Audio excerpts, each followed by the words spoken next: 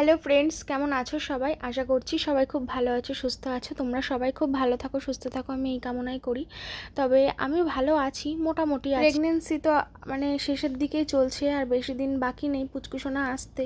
তার জন্য কিন্তু শরীরটা খুব আপস অ্যান্ড ডাউন যাচ্ছে, ভীষণ ভালো লাগছে না। এক এক দিন করে এগিয়ে যাচ্ছে, আর শরীরটা যেন আরও বেশি খারাপ লাগছে। তো যাই হোক, তার জন্য আমি ভিডিও খুব একটা করতে পারিনি, খুবই ছোট একটা ভিডিও তোমাদের সঙ্গে আজকে শেয়ার করব। আর এই যে দেখো, আমার বরকে বলেছিলাম একটু ওআরএস, লস্যি এগুলো নিয়ে আসতে, কারণ মায়ের শরীরটা ভালো যাচ্ছে না। কাজের এত প্রেশার, যার জন্য যাতে শরীরটা খারাপ না হয়ে যায়, তাই এই ওআরএসগুলো খেলে কিন্তু ভীষণ উপকার। তাই দেখো, দুটো লিকুইড ওআরএস নিয়ে এসেছে আর দুটো পাউডার ওআরএস। তো পাউডার ওআরএসগুলোও খেতে খুব ভালো লাগে। আর লস্যি নিয়ে এসেছিলো, কারণ লস্যি আমরা খেতে সবাই ভালোবাসি, তার জন্য। আর এই দেখো বাইরের পরিস্থিতি, বাইরে প্রচুর লোক, মানে উপরে ত্রিপল টাঙিয়ে দেওয়া হয়েছে যাতে বৃষ্টি আসলে ভিজে না যায়। একটু পরে আবার দেখাচ্ছি তোমাদের। আর এদিকে আমি আমার ভাতটা বেড়ে নিলাম। মা সকালে রান্না করেছে গরম ভাত, ডাল, পটল ভাজা, ঢ্যাঁড়স ভাজা, আর সাথে আছে লেবু। তো এটা দিয়ে আমি এখন সকালের খাবারটা কমপ্লিট করব। মা সকাল সকাল উঠে রান্না বান্না কমপ্লিট করে তারপরে আবার কাজে বসেছে। এই যে দেখো, যত সময় যাচ্ছে তত বেশি আরও ভিড় হয়ে যাচ্ছে। প্রচুর প্রচুর চাপ হয়েছিল এই দিনকে। আর এর আগেও তো হচ্ছে, প্রত্যেক দিনই চাপ হচ্ছে, প্লাস তার মধ্যে আমার মাকে আবার অফিসে যেতে হচ্ছে, প্লাস আরও অন্যান্য কাজ সামলাতে হচ্ছে। একজন আশাকর্মীর কতটা চাপ, কতটা দায়িত্ব, সেটা তো তোমরা সবাই জানো। তোমাদের সঙ্গে একদিন শেয়ার করতে পারিনি, কারণ বাইরেই যেতে পারছিলাম না, বারান্দায় লোকজন ভর্তি ছিল। তবে আজকে আর বারান্দায় করা হয়নি, পুরো টেবিলটা ধরে বাইরে বার করে নেওয়া হয়েছে, চেয়ারে বসে বসে কাজ হচ্ছে। আর পুরো রাস্তা জুড়ে লোকজনের ভিড়। আজকে এত ভিড় হয়েছিল যে আমার মায়ের পক্ষে সামলানো সম্ভব হচ্ছিল না। কৌশিক তো রোজই থাকে, আমার পাপাও আজকে বাড়িতে ছিল। তো বাইরে কাজ চলছে, দেখতেই তো পেলে, পুরোটা দেখাতে পারিনি। সারা মানে রাস্তার দিকে আরও প্রচুর লোক আছে, সব লাইনে। জানি না কখন কি হবে। মায়ের রান্না বান্না করে দিয়েছে, আমি তো খেলাম। মা যে খাবে, মাকে বলছি খেতে, মা তখন থেকে উঠতেই পারছে না, খাবে কি করে, এমনি শরীর ভালো না। কৌশিক রয়েছে, অনুপমও আসছে, নইলে একা একা হচ্ছে না, সম্ভব না। চলো আর কি, পরে আসছি আবার। তো অনেকটা সময় পরে আসলাম। এই যে দেখো, বাইরে কিন্তু লোকজন আরও বেশি ভর্তি হয়ে গেছে। এই যে টেবিলে বসে আছে আমার মা, আছে পাপা আছে, পাপা কাগজগুলো কেটে কেটে দিচ্ছে, আর কৌশিক নাম ধরে ডাকছে, মাও কাজ করছে। আর দেখো, আমার বড়ও চলে এসেছে, কারণ এখানে সামাল দেওয়া যাচ্ছিল না একা হাতে। তো প্রচুর চাপ, সেটা তো দেখে বুঝতেই পারছো। সাধারণ মানুষের কাজ, এটা তো করতেই হবে। এইসব নিয়ে আমার মাকে আবার একটু পরে ফর্ম নিয়ে সব অফিসে চলে যেতে হবে। আর আমার আজকে শরীরটা এতটা খারাপ গেছিলো, যেদিন আমি ভিডিও ছাড়তে পারিনি তোমাদের সঙ্গে, আমি একটা কমিউনিটি পোস্ট দিয়েছিলাম যে বন্ধুরা, আজকে আমার শরীরটা মারাত্মক খারাপ লাগছে, যার জন্য আমি ভিডিও আজকে পোস্ট করতে পারবো না। তো এটা হচ্ছে সেদিনকারই ব্লগ। আমি খেতেও পারিনি, উঠতে সেই সকালে ভাত খেয়েছিলাম, দুপুরে খাইনি, স্নান করিনি, সারাদিন উঠতেই পারিনি, ঘরে শুয়েছিলাম। কেমন একটা শরীরের ভেতরে যে অস্বস্তি, মানে অঞ্জালা, হাতে পায়ে যন্ত্রণা, মানে পেটের ভেতরে একটা অস্বস্তি, ভার টান লাগা, মানে কি বলবো তোমাদের, আমি সেটা ভাষায় প্রকাশ করতে পারছি না। তারপরে আমার বর ওখানে তো কাজ করছিল, ফাঁকে উঠে, মানে ওখানে কাজে একটু চাপটা কমেছে, তখন ঘরে আসলো, বললো খাবে? আমি বললাম না, খাবো না, আমার খেতেও ইচ্ছা করছে না, ভালোই লাগছে না খেতে। এদিকে খিদে পাচ্ছে, কিন্তু আমার মনে হচ্ছে যেন আমি খেতে পারবো না, খেলে কষ্ট হবে খুব। তো তারপরে বিকাল হয়ে গেছে এখন। তো তারপরে আমার বর ভাতটা মেখে নিয়ে আসলো, এখন আমি ভাতটা খাবো। আর আমার মা ওইদিকে স্নান করতে গেছে, কারণ আমার মা এক্ষুনি বেরিয়ে যাবে অফিসে, সব ফর্ম নিয়ে, ফোন আসছে। তো চলো আমি খাওয়া দাওয়া করে নিই, আর পাপাও খেয়ে কাজে চলে গেছে।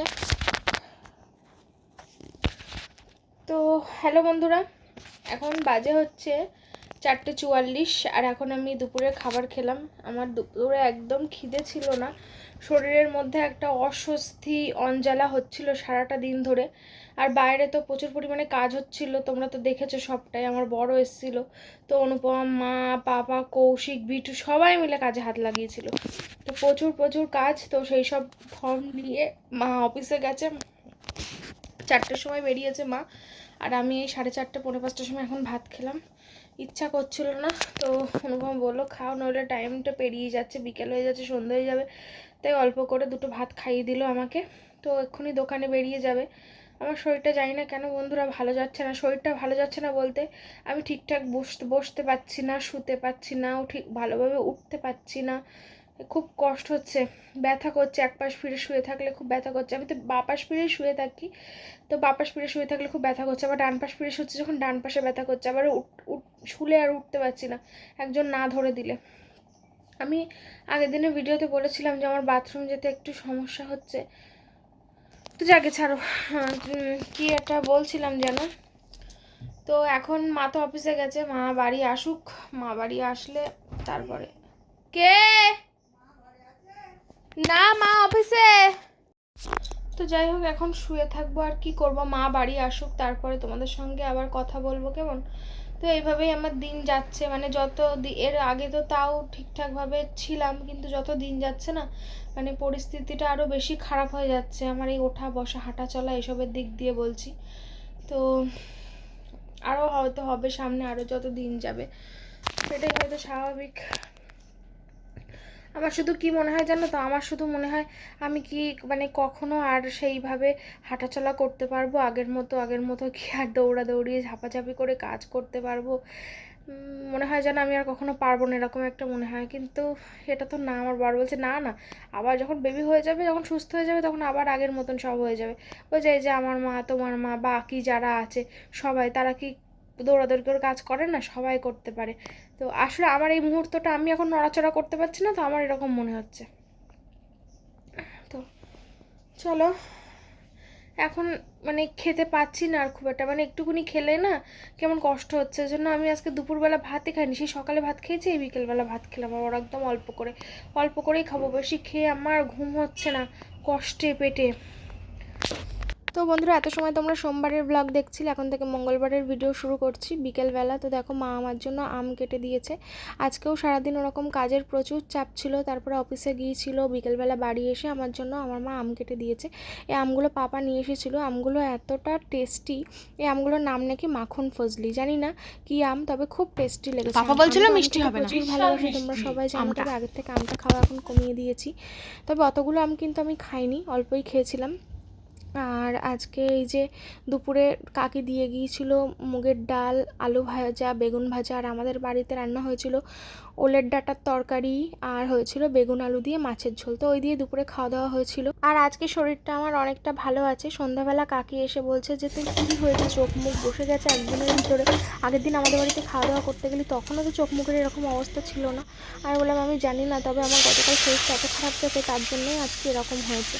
তো যাই হোক, সন্ধ্যাবেলা আমার একটু সিমুই খেতে ইচ্ছা করছিল, তাই রাজের কাছে একটু সিমুই, লিকুইড দুধ এসব আনতে দিয়েছিল। তো রাজ এগুলো এনে দিয়েছিল সব গুছিয়ে বাজার থেকে। আমি সিমুইটা রান্না করেছি, কিন্তু একটু গন্ডগোল হয়ে গেছে। দুধ কিন্তু দিয়েছি প্রচুর, গুঁড়ো দুধ দিয়েছি, লিকুইড দুধ দিয়েছি, সব রকম দিয়ে, কিন্তু একটু ঝোল ঝোল যদি নামাতাম ভালো হতো। নামানোর পরে না একদম টাইট হয়ে গেছে সিমুইটা। তো কি আর করা যাবে, ওটা আমি এখন খাবো না, আমরা কেউ, সেই ফ্রিজে রেখে দেবো ঠান্ডা করে, পরের দিন সকালে খাবো। ফ্রিজে ঠান্ডা সিমুই খেতে কিন্তু খুব ভালো লাগে।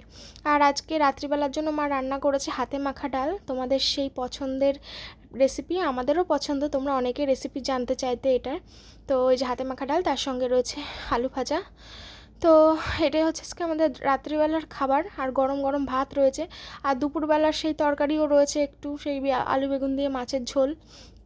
তো এইসব দিয়ে খাওয়া দাওয়া করবো আমরা এখন 4 জন মিলে। তারপরে আর কি, তারপরে আর কোনো কাজ নেই। সেই মাছের তরকারি আমার খেতে ইচ্ছা করছে না, মাছ ফাছ ভালো লাগছে না কিছু। সেই ওলের ডাঁটা, আর দুপুরবেলা কাকি ডাল দিয়েছিল, সেই ডালও একটু রয়েছে। কাকির দেওয়া ডালটাও ভালো হয়েছিল, মাছের মাথা দিয়ে আমরা দুপুরবেলা খাওয়া দাওয়া করেছিলাম।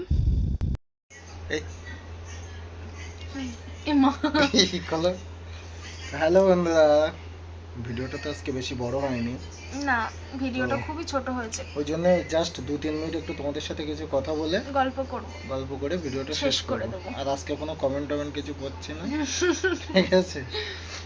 আসলে আমরা গেছিলাম এক জায়গায়, সেটা পরের ব্লগে জানতে পারবে, সেটা পরের ব্লগে জানতে পারবে। আজকে ওটা তোমাদের জানাচ্ছি না, তার জন্য অপেক্ষা করতে হবে পুরো একটা দিন, কালকেই জানতে পারবে। আমাদের নিমন্ত্রণ ছিল এক জায়গায়, একটু জোরে কথা বলে, নলে ওরা শুনতে পাবে না। আমাদের এক জায়গায় নিমন্ত্রণ ছিল, এখন কোথায় নিমন্ত্রণ ছিল বা ইনভাইট ছিল সেটা তোমরা কালকের ব্লগে জানতে পারবে, তার জন্য একদিন তোমাদের অপেক্ষা করতে হবে।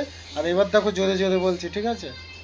আর পাশের ঘরে সিনেমা চলছে, আর আর আমার আমার অবস্থা কাহিল, মনের অবস্থা এখন খুব খারাপ। ওকে টেনে টেনে তুলতে হচ্ছে, তুলে বসাতে হচ্ছে, হাত ধরে টেনে টেনে, বুঝতে পারছো? একটু আস্তে দাও তো।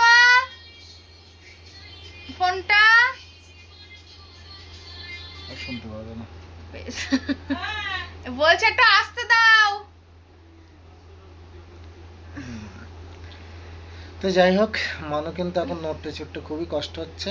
আর শুধু তাই না, আরো তোমরা অনেক বুঝতে পারছো প্রবলেম এখন হচ্ছে যেগুলো বলা যাচ্ছে না। লাস্টে যে দাঁড়িয়ে আছে প্রেগনেন্সির, এখন কবে হবে কি বৃত্তান্ত এখনো কিন্তু আমাদের ডেট ঠিক হয়নি। না, অনেকে বলছে যে এলএমপি ডেট থেকে এডিডি ডেট বার করা যায়। হ্যাঁ, সে তো অবশ্যই বার করা যায়, আমি নিশ্চয়ই সেটা হিসাব করে, কিন্তু কিন্তু ডাক্তারবাবু আল্ট্রাসোনোগ্রাফি দেখে ঠিক করতে পারছে না, বলছে এক এক সময় এক এক রকম হ্যাঁ, আসছে। এবার আমি যেটা ডেট ঠিক করব ওই ডেটে তো হবে না, ডাক্তারবাবু যে ডেট দেবে সেটাই হবে। তো সে তাও সেই ডেটে হবে কিনা কোনো ঠিক নেই, তার আগেও কিছু হতেও পারে, সেটা কথা না। কথা হচ্ছে যে ডাক্তারবাবু কিন্তু আমাদের বলেছে পরের দিন রিপোর্ট করে নিয়ে এসো, এক গাদা রিপোর্ট। তো সেই রিপোর্টগুলো আমি দেখবো, দেখে তারপরে তোমাকে ডেট দেবো, তার আগে তোমাকে ডেট দিতে পারছি না। আমি সেটাই তোমাদেরকে বলেছি, এখনো ডাক্তারবাবু নিজের মুখ দিয়ে যে এই ডেটে হবে বা এইটাই তোমার ডেট সেরকমটা কিছু বলেনি। কারণ অন্যদের কিন্তু অনেক আগে থেকেই বলে দেয়। হ্যাঁ, আর আর এমনি ইউএসজি তে এর আগে একটা ডেট এসেছে, পরে একটা ডেট, মানে দুটো তিনটা ডেট এসেছে, বুঝলে তো? তিনবার না চারবার ইউএসজি হয়েছে, তিনবার। তিনবারই তিন রকম। তিনবারই তিন রকম হয়েছে। তো তার জন্য এটা লাস্ট আলোচনা করে তোমরা অনেকেই বলেছো যে হ্যাঁ, যা ডাক্তার যা বলেছে সেগুলো করে নাও, কারণ এগুলো খুব ভাইটাল, লাস্টে চলছে, তো লাস্ট পজিশন প্রেগনেন্সির।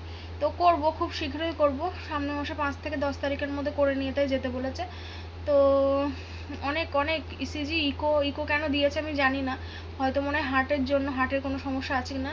আমার তো প্রচণ্ড পরিমাণে শ্বাসকষ্ট হচ্ছে, এটা ভারী হওয়ার কারণে। আমার হার্টের কোনো সমস্যা নেই, আর আমার সুগার টুগারও নেই। আর তোমরা অনেকে বলছো মিষ্টি খেও না, তো মিষ্টি আমি খুব একটা যে খাই তা না, তবে মাঝে মাঝে ভীষণ খেতে ইচ্ছা করে, তখন কিন্তু আমি মিষ্টিটা খাই, ঠিক আছে। আর অনেকে তো বলছে যে একটা ভিডিও ছেড়েছি, বলছে তুমি মিষ্টি খাচ্ছ তোমার মেয়ে হবে, সেখানে মানে অর্ধেকজন বলেছে মেয়ে হবে আর অর্ধেকজন বলেছে ছেলে হবে। বলছে আমারও ওরকম হতো, যখন আমার খুব মিষ্টি খেতে ইচ্ছে করতো আমার মেয়ে হয়েছে। আবার অনেকে বলছে, আবার ঠিক নিচে তা কমেন্ট করছে আমারও খুব মিষ্টি খেতে ইচ্ছে করছে আমার ছেলে হয়েছে। তো এবার বলো কি করে বুঝবো?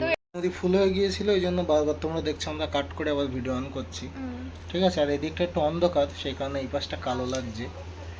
তো যাই হোক, মানুকে তো ওটাই বললাম যে হয় ছেলে হবে না মেয়ে হবে, কারণ তোমাদের যে হাতে কমেন্ট, তো সেই দেখে আমি বললাম যে দেখো হয় ছেলে হবে না তো মেয়ে হবে। আজকের ভিডিওতে তোমরা কমেন্ট করো, আমি এর আগে কখনো জিজ্ঞেস করিনি তোমাদের যে ছেলে হবে না মেয়ে হবে, কমেন্ট করো। তুমি যেটা বলেছো ওটা কি ফেসবুক থেকে?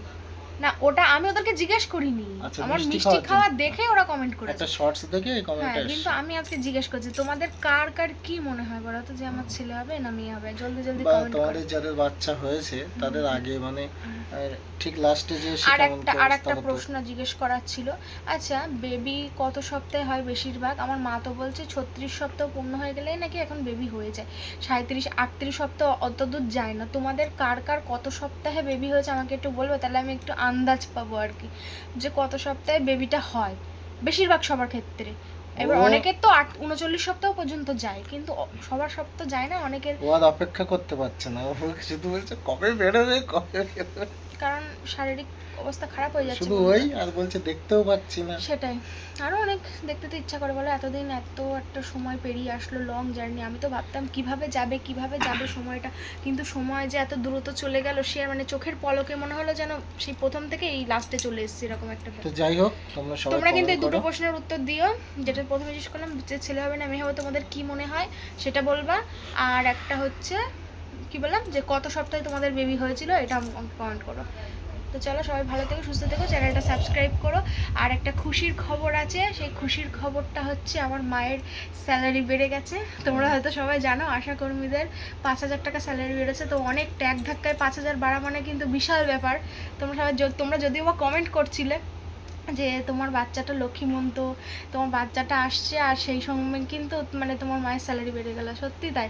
তো আমরা তো খুব খুশি, তোমরা এই খবরটা পেয়ে তোমরা কারা কারা খুশি অবশ্যই কমেন্ট করে জানাবে, ঠিক আছে। Bye bye.